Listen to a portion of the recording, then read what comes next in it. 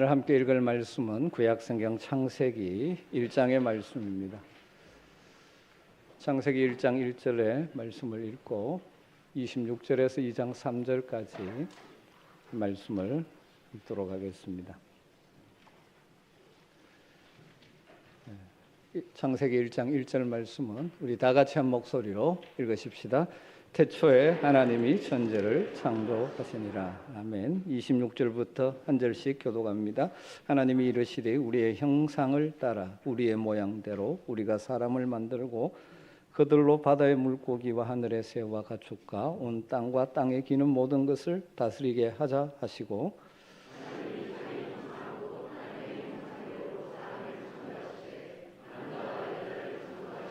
하나님이 그들에게 복을 주시며 하나님이 그들에게 이르시되 생육하고 번성하여 땅에 충만하라. 땅을 정복하라. 바다의 물고기와 하늘의 새와 땅에 움직이는 모든 생물을 다스리라 하시니라.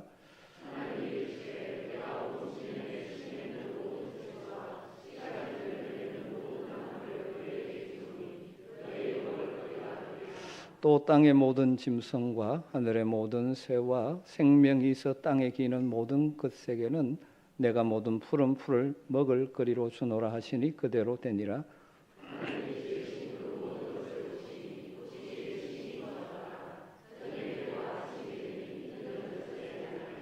천지와 만물이 다 이루어지니라.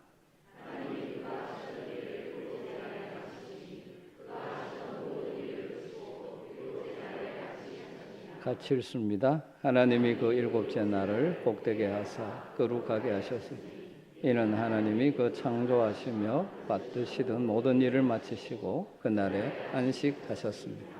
아멘. 우리가 무슨 일을 하든지 기초가 참 중요합니다. 집을 지을 때도 기초가 잘 돼야 되죠. 무슨 운동을 해도 기본기가 잘 되어 있어야 합니다. 신앙생활도 마찬가지죠. 기본과 기초가 참 중요합니다. 지금 오늘 예배하시는 분들 가운데 신앙생활의 연조가 오래된 분들도 있고 신앙생활하지 얼마 되지 않은 분들도 있는데 그래서 우리가 믿음의 삶을 잘 살아가려면 한 번씩 기초를 점검하는 것이 필요한 것 같습니다. 그래서 신앙생활의 기본과 기초가 되는 것이 무엇일까? 그렇게 생각할 때 저는 사도신경을 떠올렸습니다. 우리가 매일 주일마다 예배 때마다 고백하는 사도신경의 말씀이 우리의 신앙의 내용의 기본, 핵심이기 때문이죠. 우리가 예배 시간마다 따라하면서 자연스럽게 암송하게 된 아주 익숙한 말씀이 바로 사도신경일 것입니다. 어쩌면 너무 익숙한 나머지 내용을 깊이 생각하지 않고 마치 주문을 외우듯이 습관적으로 암송하고 지나가는 경우도 없지 않아 많이 있을 것입니다. 또 심하게는 무슨 뜻인지를 생각하지도 않고 그냥 따라하는 사람들도 있겠죠. 그러나 이 사도신경은 우리 신앙의 가장 기본적인 고백이요 내용입니다. 사도신경의 유래는 이렇죠. 신경이라는 말은 다른 말로 신조, 다르게 표현하면 우리가 믿는 내용들이라는 뜻입니다. 사도신경이라고 이름은 붙여졌지만 12사도, 온전한 사도에 의해서 직접 만들어진 것이라는 증거는 없습니다. 그러나 분명한 것은 사도들의 가르침을 요약하고 정리한 것이 사도신경이라고 말씀드릴 수 있습니다. 그래서 종교개혁자 마틴 루터는 이렇게 표현을 했습니다. 사도신경이 특정한 사람이 공식적으로 작성한 것은 아니지만 마치 꿀벌들이 갖가지 꽃에서 꿀을 모아오듯이 사도들의 가르침이 전해져 오면서 오묘하게 요약된 역사적 산물이라고 마틴 루터는 그렇게 정리를 합니다. 제가 왜 이 말씀으로 시작하느냐 하면 종종 어떤 분들은 사도신경은 사도가 만든 것이 아니기 때문에 왜 우리가 고백해야 되느냐라고 말하는 분들도 가끔 있기 때문입니다. 사도들의 가르침이 역사 속에서 요약되고 정리된 것이 오늘 우리가 고백하는 사도신경이죠. 우리가 고백하는 이 사도신경이 만들어지기 전에도 여러 가지 신경, 신조들이 존재해 왔습니다. 그 내용들은 비슷합니다. 그것들을 다 정리해서 교회가 함께 고백하도록 정리된 것이 오늘 우리가 사용하는 사도신경이죠. 그래서 초대 교회 시대가 지나고 약 200여 년 후에 대부분의 교회들이 같은 신앙의 고백을 사도신경으로 고백하게 되었고 오늘 우리에게까지 이어져 오고 있는 것입니다. 하나님, 우리가 믿는 내용들이 너무 많지만 꼭 분명하게 믿고 주장해야 될 가장 기본적이고 핵심적인 내용을 담고 있는 것이 사도신경이죠. 그래서 우리는 이미 오래 신앙생활 하신 분들은 너무나 잘 알고 있는 말씀이지만 다시 한번 우리의 신앙의 기초를 다지는 의미에서 이 사도신경의 의미들을 좀 나누어 보려고 합니다. 먼저 시작하면서 첫 번째 문장부터 다루고 싶습니다. 물론 우리 사도신경에는 뒤에 나오지만 원래 라틴어로 시작되는 사도신경의 시작은 크레도, 내가 믿습니다로 시작합니다. 우리말 어순을 따라 우리는 좀 뒤에 내가 믿사오니 이렇게 되어 있지만 사도신경의 처음 단어는 크레도, 내가 믿습니다. 영어로 I believe in God 이렇게 가고 있죠.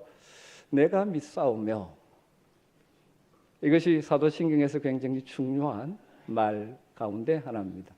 그래서 이 첫 번째 대지의 부제를 제가 이렇게 붙였습니다. 입술의 고백을 넘어 삶의 체험으로. 왜 우리가 사도신경을 고백할 때 앞에 내가 믿습니다라는 단순한 단어가 중요하겠습니까?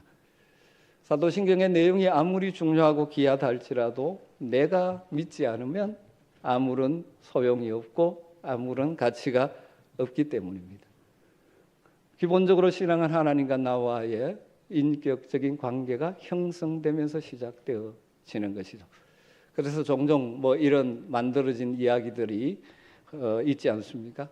어느 부부가 있는데 주일날마다 아내가 남편에게 교회 가자 그러면 그 남편이 이렇게 대답하는 것이죠. 당신이 우리 집 대표로 갔다 와.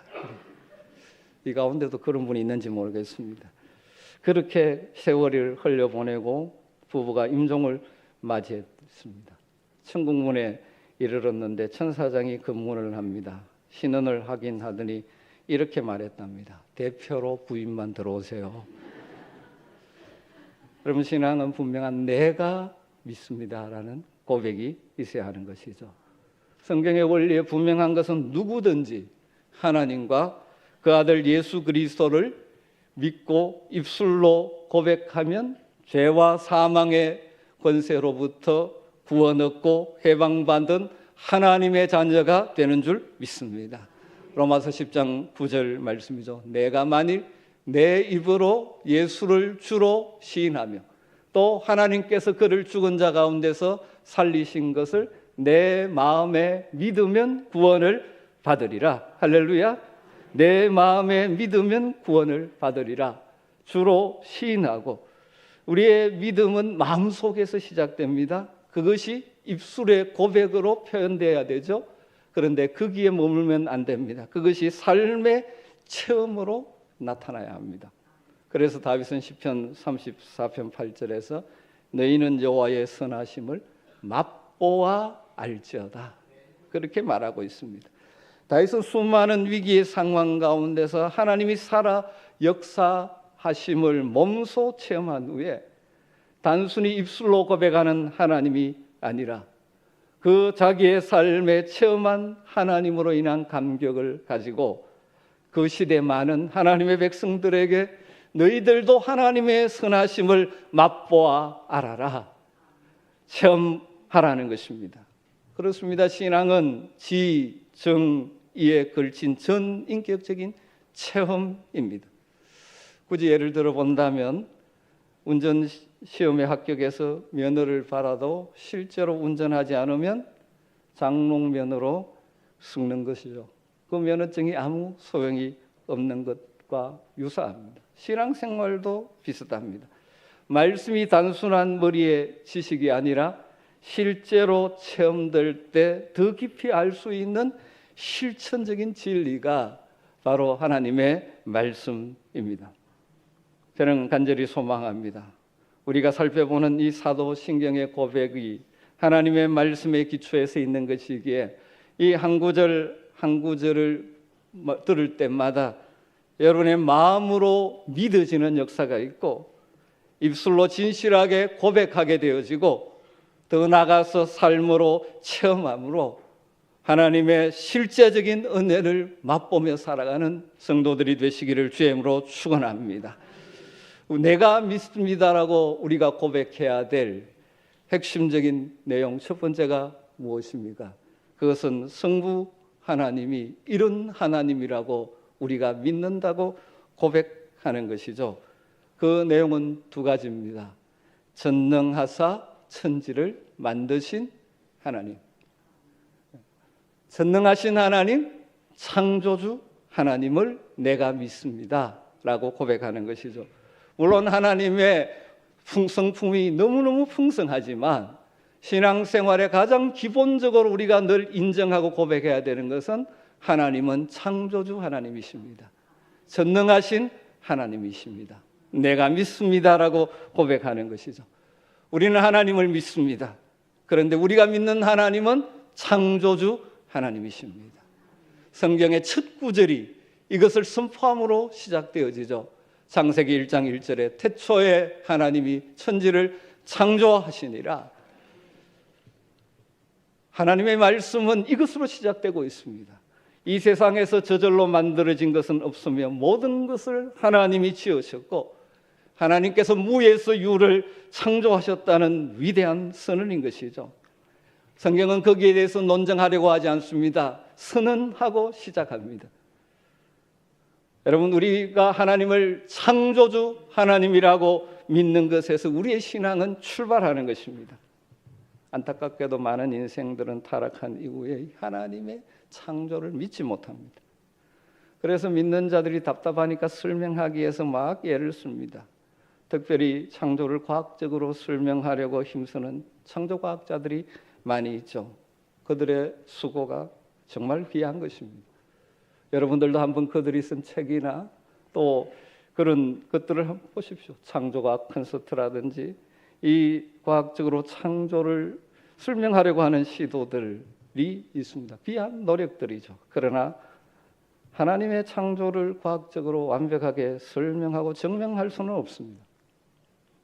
단지 하나님을 믿음으로 받아들이면 창조는 당연히 믿음으로 따라오게 되는 일입니다. 창조는 그러니까 이성의 범주를 초월하는 것이라는 사실을 제가 말씀드리는 것입니다. 우리가 믿는 믿음은 반이성적인 것이 아닙니다. 초이성이죠. 그래서 신실한 과학자들이 독실한 신자가 되는 경우도 참 많이 있음을 통해서 우리는 알 수가 있습니다. 20세기 최고의 과학자 중에 하나라고 많이 인정하는 아인슈타인이 이런 말을 남겼다고 합니다. 과학을 모르는 종교는 장님이며 종교가 없는 과학은 불구이다라고 말했답니다. 이분은 크리스천이 아닙니다. 과학자지만 신앙의 영역을 배척하지 않는다는 것입니다. 오히려 과학의 한계를 인정하고 그것을 초월하는 세계가 있다는 사실을 인정했다는 것이죠. 우리나라를 대표했던 과학자 중에 한 사람으로 신실한 그리스도인으로 소개하라면 정건모 장로님을 자주 우리가 예를 들 수 있는 것 같습니다. 그분의 가장 중요한 신앙의 고백은 나는 위대한 과학자보다는 신실한 크리스천이고 싶다라는 고백이죠. 그의 간증집의 제목이 바로 이것입니다. 나는 위대한 과학자보다 신실한 크리스천이고 싶다. 좀 오래됐습니다만 그분이 우리나라의 과학기술처 장관도 2번을 역임했고 세계 원자력 기구 의장도 지낸 분이죠. 그분이 24살 24세에 플로리다 공대에서 교수가 되었었죠. 학생보다 더 어렸다고 해서 보이 프로페서라는 별칭을 받기도 했던 분입니다.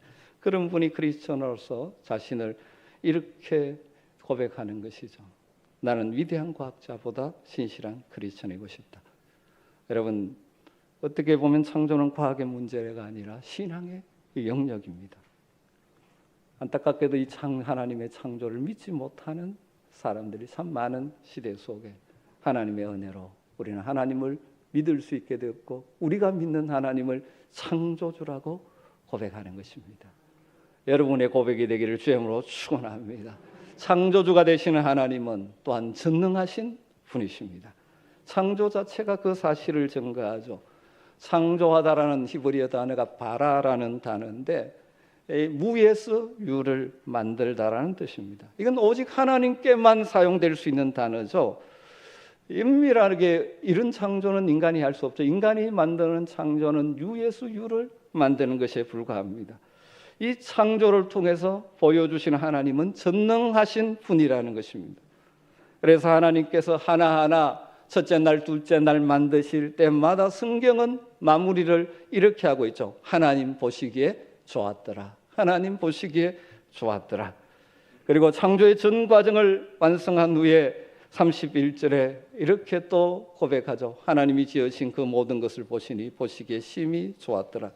저녁이 되고 아침이 되니 이는 여섯째 날이니라. 하나님의 창조의 완전함을 고백하는 것이죠. 타락한 후에 깨어졌지만 하나님의 첫 창조는 완전한 창조였습니다. 이처럼 전능하신 하나님, 창조주 하나님이 오늘도 살아 역사하시는 줄 믿습니다.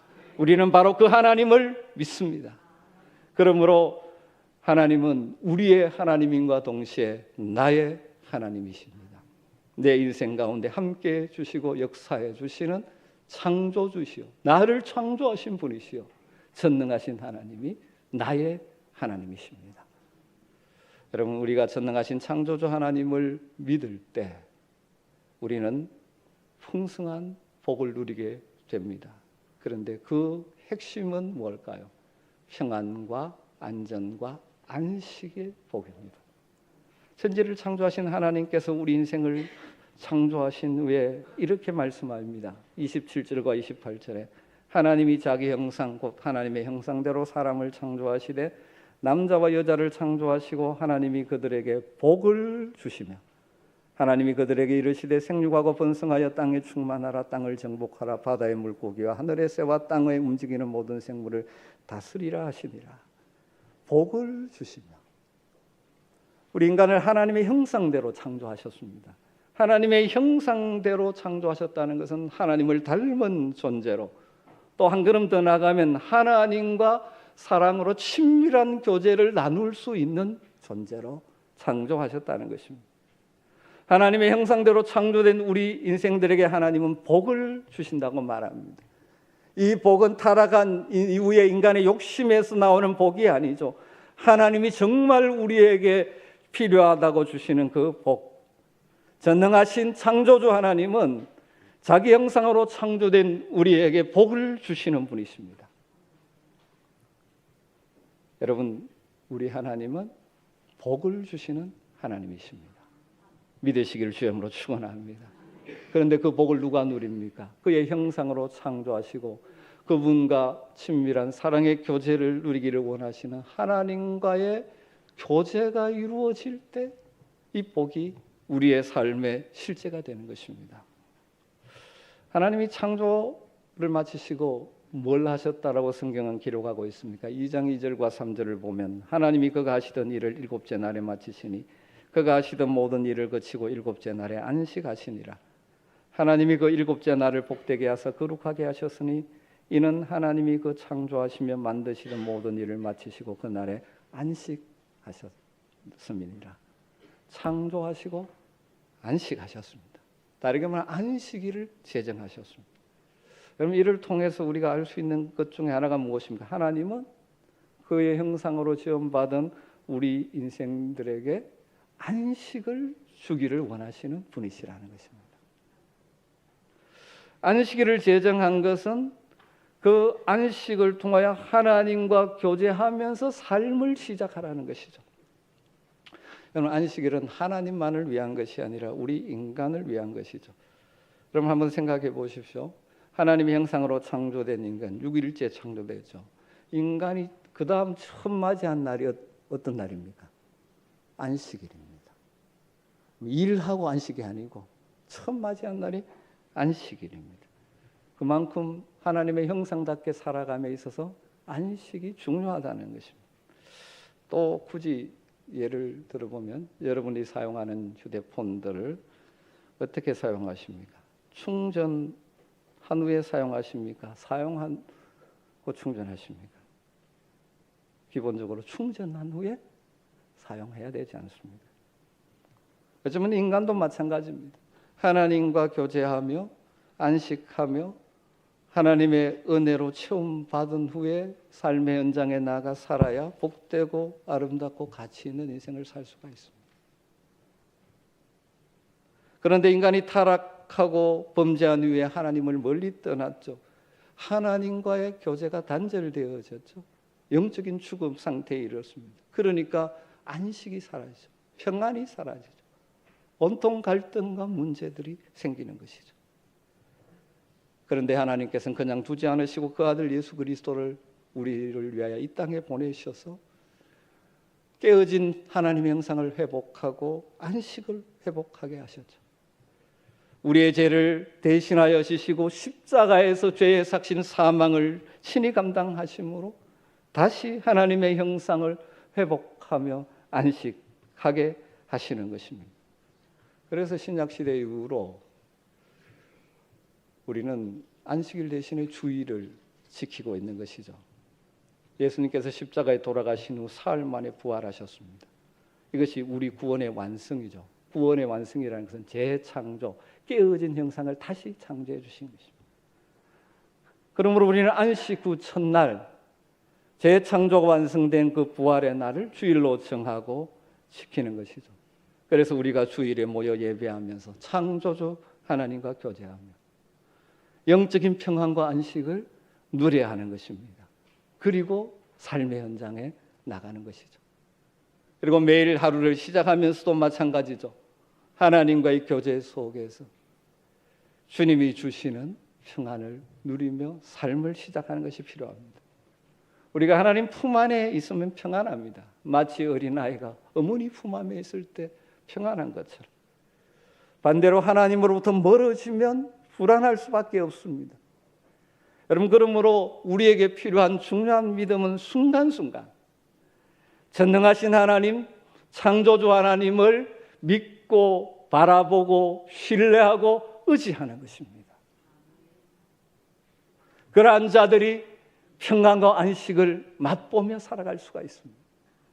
풍파많은 세상을 살아가면서 우리를 두렵게 하고 우리의 마음을 흔들어 놓는 일들이 많은 세상을 살아갈 때 내가 믿는 하나님은 전능하신 창조주이심을 고백하며 그분을 바라보며 그분을 신뢰하며 그분과의 교제 속에 살아가는 자들은 안식과 평안을 순간순간 맛보며 살아가는 것이죠. 그래서 시편 기자는 이렇게 고백했지 않습니까? 내가 산을 향하여 눈을 들리라. 나의 도움이 어디서 올까? 나의 도움은 천지를 지으신 여호와에게서로다. 여러분, 우리의 도움은 천지를 창조하신 하나님께로부터 오는 줄 믿습니다. 그 하나님께서 여호와께서 너를 지켜 모든 환난을 면하게 하시며 또 내 영혼을 지키시리로다. 여호와께서 너의 출입을 지금부터 영원까지 지키시리로다. 전능하신 창조주 하나님을 나의 하나님으로 믿고 신뢰하고 의지하는 자들은 평안과 안식을 누릴 수 있는 줄로 믿습니다. 그러나 그 하나님을 향한 시선이 흐려지고 멀어지고 그래서 이 땅의 현실만 바라보며 사는 자들은 불안과 염려와 두려움의 종이 되기가 쉽습니다. 인생을 살아가면서 우리는 수많은 어려움들을 만나죠. 우리를 두렵게 하는 일들을 만나며 살아갑니다. 이런 위험과 두려움을 극복하고 평안과 안식을 누릴 수 있는 비결은 전능하신 창조주 하나님을 나의 하나님으로 믿으며 신뢰하며 그 하나님의 품 안에 거하는 것입니다. 그래서 시편 기자는 또 이렇게 고백했죠. 하나님은 우리의 피난처시요 힘이시니 환난 중에 만날 큰 도움이시라. 그러므로 땅이 변하든지 산이 흔들려 바다 가운데 빠지든지 바닷물이 솟아나고 뛰놀든지 그것이 넘침으로 산이 흔들릴지라도 우리는 두려워하지 아니하리로다. 사랑하는 성도 여러분, 여러분도 이 분명한 믿음을 삶의 현장에서 발휘함으로 말미암아 두려움을 뛰어넘는 삶을 사시기를 주의 이름으로 축원합니다. 사랑하는 성도 여러분, 우리가 믿는 하나님은 전능하신 하나님, 창조주 하나님이십니다. 그분이 지금도 우리와 함께 하시는 줄 믿습니다. 그 하나님을 믿고 신뢰하고 의지할 때 우리는 평안을 맛보며 살아갈 수가 있습니다. 여러분의 삶의 여정에 수많은 어려움과 위기가 있겠지만 그 순간순간 우리가 믿는 전능하신 창조주 하나님이 나의 하나님이심을 믿고 고백하고 신뢰하고 의지함으로 순간순간 평안과 안전을 누리며 사시는 복된 성도들이 되시기를 주의 이름으로 축원합니다.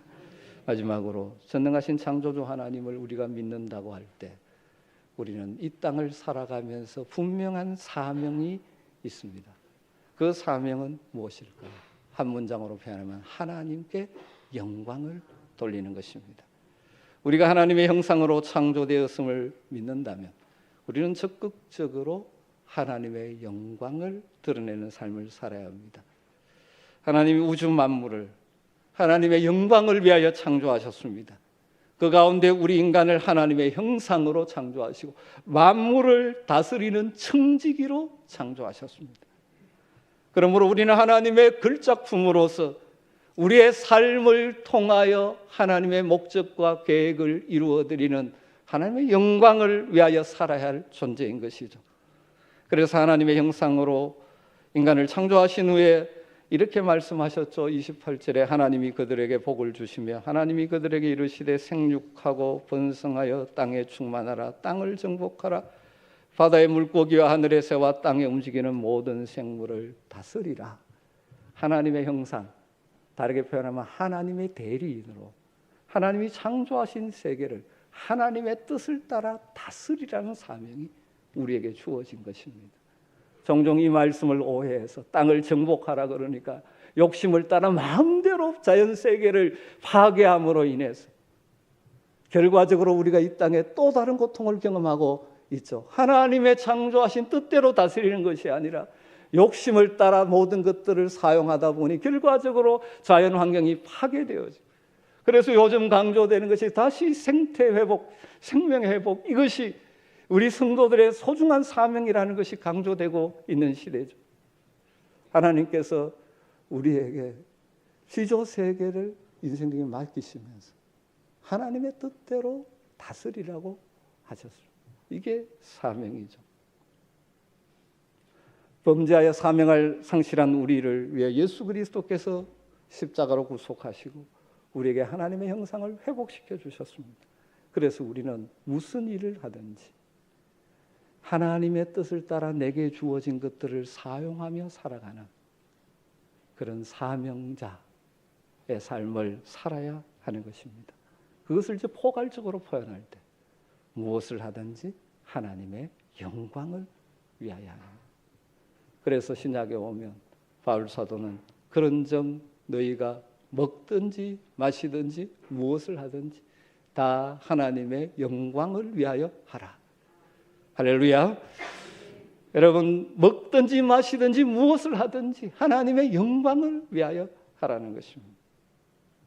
여러분, 하나님의 영광을 위해 산다는 것은 우리가 세상을 살면서 무엇을 하든지 항상 하나님 앞에서 하나님을 생각하고 하나님의 뜻과 목적이 무엇인지를 생각하며 그 뜻을 따라 내게 주어진 능력과 은사와 모든 것들을 사용하며 살라는 것입니다.